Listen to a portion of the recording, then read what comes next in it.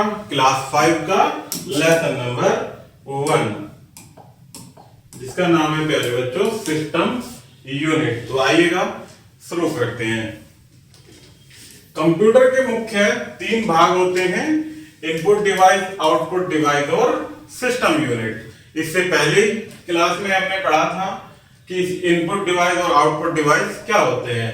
आज इन्हीं के भांति एक मुख्य भाग होता है कंप्यूटर का, जो कि क्या होता है सिस्टम यूनिट। आज उसके बारे में पढ़ेंगे। तो सिस्टम यूनिट कंप्यूटर का एक मुख्य भाग होता है, क्योंकि इसी के भीतर ही सीपीयू स्थित होता है, जो कि सीपीयू क्या होता है हमारे कंप्यूटर का मस्तिष्क या दिमाग कह सकते हैं।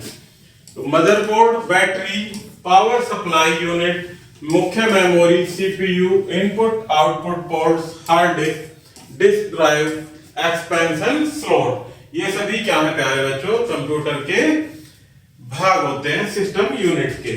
तो आइएगा इनको 1 बाय 1 सभी को विस्तार से समझते हैं। तो सबसे पहले पढ़ते हैं हम मदरबोर्ड।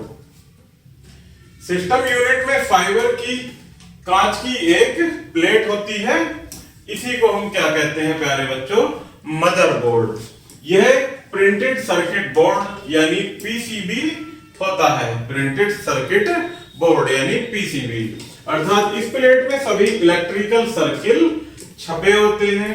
कंप्यूटर को चलाने के लिए आवश्यक अवयव इसी के ऊपर जुड़े होते हैं। आप इस चित्र में देख सकते हैं कि विभिन्न इलेक्ट्रिकल अवयव इसके ऊपर जुड़े हैं।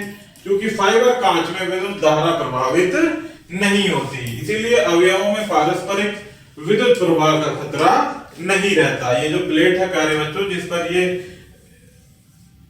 अनेकों इलेक्ट्रिकल अवयव जुड़े हुए हैं, ये प्लेट कैसी होती है फाइबर की। इसमें क्या होता है प्यारे बच्चों विद्युत प्रवाह का खतरा नहीं होता।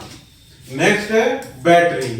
कई दिनों से बंद पड़े किसी कंप्यूटर को चालू कीजिए, आप देखेंगे कि बहुत दिनों से बंद पड़े रहने के बावजूद भी यह हमेशा सही तिथि एवं समय प्रदर्शित करता है। इसका क्या कारण है कि किस कारण इसमें तिथि एवं समय हमेशा सही रहते हैं?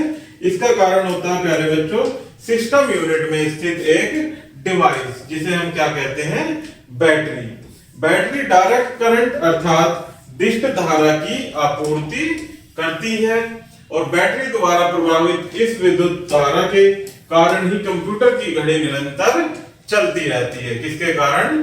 जो बैटरी होती है लगी हुई, उसकी जो विद्युत धारा होती है उसके कारण ही कंप्यूटर की घड़ी जो है हमेशा चलती रहती है, चाहे कंप्यूटर बंद ही क्यों ना हो, बंद होने पर भी चलती रहती है।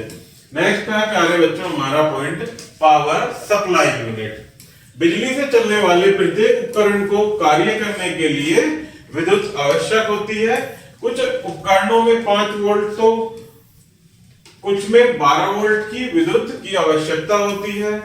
कुछ में बहुत अधिक हाई वोल्टेज की आवश्यकता होती है, जैसे घरेलू उपकरण। जो छोटे उपकरण होते हैं उनमें कम वोल्टेज की आवश्यकता होती है, और जो बड़े उपकरण होते हैं प्यारे बच्चों जैसे आजकल हमारे घरों में सबमर्सिबल और मशीनें लगी हुई हैं बड़ी बड़ी, उनमें अधिक विद्युत की आवश्यकता होती है। एक पर्सनल कंप्यूटर यानी पीसी के अवयवों को 5 वोल्ट तथा 12 वोल्ट की विद्युत की आवश्यकता होती है। क्योंकि यह बहुत ही कम वोल्टेज है, इसलिए एक ऐसी डिवाइस की आवश्यकता होती है जो उच्च वोल्ट की धारा को निम्न वोल्ट की धारा में परिवर्तित कर सके। पावर सप्लाई यूनिट ऐसी ही एक डिवाइस है, यह भी सिस्टम यूनिट के भीतर स्थित होती है। नेक्स्ट है प्यारे बच्चों मुख्य मेमोरी यानी मेन मेमोरी। मुख्य मेमोरी का उपयोग उन सूचनाओं एवं निर्देशों को स्टोर या संग्रहित करने में होता है जो कंप्यूटर को यह निर्देशित करते हैं कि उसे क्या करना है तथा डाटा को किस प्रकार प्रोसेस करना है। इस मेमोरी के 2 भाग होते हैं, रैम और रोम। तो पढ़ते हैं पहले रैम के बारे में। इसका पूरा नाम होता है प्यारे बच्चों रैंडम एक्सेस मेमोरी। यह एक अस्थायी मेमोरी है कि जब कंप्यूटर बंद होता है तो रैम का समस्त डाटा नष्ट हो जाता है। क्यों? क्योंकि ये अस्थायी मेमोरी है। रैम कंप्यूटर की हार्ड डिस्क से डाटा पढ़ता है और कंप्यूटर रैम से ही सूचना एवं निर्देश लेता है। तो ये हुई रैम की बात। आगे करते हैं रोम की बात। रोम होता है प्यारे बच्चों ROM यानी रीड ओनली मेमोरी। यह स्थायी मेमोरी है। रैम क्या था हमारी, एक अस्थायी मेमोरी जो कि कंप्यूटर के बंद होते ही वो सभी डाटा को नष्ट कर देते थे, उसमें सभी डाटा नष्ट हो जाता था। लेकिन रोम में इसका अपोजिट होता है प्यारे बच्चों, क्योंकि ये एक स्थायी मेमोरी है यानी परमानेंट। इसमें स्थायी डाटा एवं निर्देश होते हैं जो रोम को कंप्यूटर के निर्माण के समय ही उसमें जोड़ा जाता है। इसमें कंप्यूटर को चालू करने एवं चलाने के लिए आवश्यक निर्देश होते हैं। नेक्स्ट है CPU यानी सेंट्रल प्रोसेसिंग यूनिट। एक तरह से ये प्यारे बच्चों कंप्यूटर का मस्तिष्क होता है। यह कंप्यूटर के लिए सोचने का कार्य करता है। यह ऑपरेटर के द्वारा दी गई सारी सूचनाओं को ग्रहण करता है, यानी जो कंप्यूटर चलाना होता है वो जो भी निर्देश या संकेत देता है उन्हें ग्रहण करता है। कौन? CPU के भी दो मुख्य भाग होते हैं प्यारे बच्चों। पहला कंट्रोल यूनिट और दूसरा अर्थमेटिक लॉजिक यूनिट यानी ALU। तो इनके बारे में पढ़ते हैं विस्तार से। पहला है कंट्रोल यूनिट यानी CU। कंप्यूटर के भीतर होने वाले सभी कार्यों को कंट्रोल यूनिट नियंत्रित करता है। यह मेमोरी से डाटा लेता है, उसे प्रोसेस करने के लिए ALU में भेजता है यानी अर्थमेटिक लॉजिक यूनिट में, तथा प्रोसेस किए हुए डाटा को पुनः मेमोरी में भेजता है। नेक्स्ट होता है ALU यानी अर्थमेटिक लॉजिक यूनिट। इसमें सभी प्रकार की अंकगणितीय एवं तार्किक समस्याओं का समाधान होता है। क्या होता है इसमें? सभी प्रकार की अंकगणितीय एवं तार्किक समस्याओं का समाधान। नेक्स्ट है प्यारे बच्चों input output ports. System unit के सभी बाहरी अवयव जिन्हें पेरिफेरल्स कहा जाता है, सिस्टम से पोर्ट्स के द्वारा जोड़े जाते हैं। अतः पोर्ट कंप्यूटर की सिस्टम यूनिट एवं उसकी अन्य डिवाइसेस जैसे प्रिंटर आदि के मध्य कनेक्टर अर्थात संयोजित का कार्य करता है, यानी जोड़ने का कार्य करता है। डिवाइस को सिस्टम यूनिट से केबल द्वारा जोड़ा जाता है। इसमें पोर्ट दो प्रकार के होते हैं, क्रमिक पोर्ट तथा समांतर पोर्ट। इन पोर्ट्स का प्रयोग डाटा की संचरण विधि के अनुरूप होता है। जब डाटा समांतर सिग्नलों द्वारा प्रेषित होते हैं तब समांतर पोर्ट का प्रयोग किया जाता है। जैसे प्रिंटर समांतर पोर्ट द्वारा जुड़ा होता है। यदि डाटा क्रमिक सिग्नलों द्वारा प्रेषित होता है तो क्रमिक पोर्ट का प्रयोग होता है। जैसे उदाहरण के लिए माउस एक क्रमिक पोर्ट द्वारा जुड़ा होता है। नेक्स्ट है प्यारे बच्चों hard disk. Hard disk computer की स्थायी स्टोरेज इकाई होती है। इसमें बहुत अधिक मात्रा में डाटा एवं निर्देशों को संग्रहित या संरक्षित किया जाता है। किसी सिस्टम यूनिट में एक या एक से अधिक हार्ड डिस्क हो सकती है। वो हम अपनी जो डाटा है उसकी जो क्षमता है उसके अनुसार हम उसको घटा बढ़ा सकते हैं। नेक्स्ट है प्यारे बच्चों डिस्क ड्राइव। किसी फ्लॉपी डिस्क या सीडी को पढ़ने अथवा उस पर कुछ लिखने के लिए डिस्क ड्राइव की आवश्यकता होती है।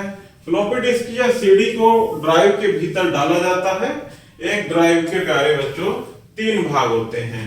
तो फर्स्ट है कि एक स्लॉट जो डिस्क को स्वीकार करता है, दूसरा मोटर जो इसके भीतर रखी डिस्क को घुमाता है। फ्लॉपी या सीडी जो घूमती है, किससे घूमती है? वो मोटर के कारण। नेक्स्ट है डिवाइस जो कि डिस्क पर घूमकर उसे उसमें डाटा लिखती है अथवा डिस्क पर लिखे डाटा को पढ़ती है। नेक्स्ट है प्यारे बच्चों ग्राफिक्स। ग्राफिक कार्ड मुख्य रूप से हार्डवेयर पार्ट होते हैं। इसको जो लैपटॉप या डेस्कटॉप में मदरबोर्ड होते हैं उनमें कनेक्ट किया जाता है। इसका काम मॉनिटर डिस्प्ले पर सभी ग्राफिक को दिखाना, इसमें जैसे पिक्चर, वीडियो, एनिमेशन, गेम इत्यादि, इन सभी को मॉनिटर की स्क्रीन पर प्रस्तुत करने का काम इस ग्राफिक कार्ड का होता है। क्या होता है इसका काम? जो सभी एनिमेशन, वीडियो और पिक्चर्स होती हैं प्यारे बच्चों, उनको मॉनिटर की स्क्रीन पर दिखाने का यानी प्रस्तुत करने का काम होता है ग्राफिक कार्ड का। तंबी पक्षी बतख बहुत प्रकार के नाम से जाना जाता है।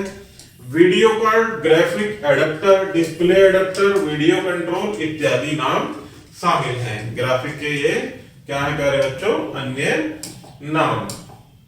आगे पढ़ते हैं एक्सपेंशन स्लॉट। एक्सपेंशन स्लॉट में एक्सपेंशन कार्ड फिट होता है। प्रत्येक एक्सपेंशन स्लॉट यानी मदरबोर्ड में स्थित बस से जुड़ा होता है। बस एक ऐसा रास्ता होता है जिस पर से कंप्यूटर के विभिन्न भाग आपस में संपर्क करते हैं। यह एक ऐसी सड़क का कार्य करता है जिस पर से सिग्नल प्रेषित होता है, यानी जिससे सिग्नल हमें दिया जाता है। नेक्स्ट है प्यारे बच्चों इंटीग्रेटेड सर्किट, यानी जिसे हम शॉर्ट में क्या कह सकते हैं, आईसी। एक सर्किट बहुत से इलेक्ट्रॉनिक अवयवों से मिलकर बना होता है। ये अवयव आपस में जुड़कर विद्युत धारा के लिए एक रास्ता बनाते हैं। जब एक सर्किट पूरा हो जाता है तब विद्युत धारा का प्रवाह प्रारंभ हो जाता है, किंतु जब यह खुला होता है तब धारा का प्रवाह बंद हो जाता है। पहले एक सर्किट में बहुत अधिक विद्युत खर्च होती थी तथा ये सर्किट अत्यधिक ऊष्मा भी उत्पन्न करते थे, किंतु ट्रांजिस्टर के आविष्कार के पश्चात इनमें बहुत परिवर्तन हुआ। फिर सर्किट बहुत छोटे आकार के बनने लगे, जिनमें मूल सर्किटों की तुलना में बिजली भी बहुत कम खर्च होने लगी। कुछ समय पश्चात बहुत से ट्रांजिस्टरों का सिलिकॉन क्रिस्टल अथवा किसी अन्य अर्धचालक पदार्थ से बने छोटे चिप से जोड़ा जाने लगा।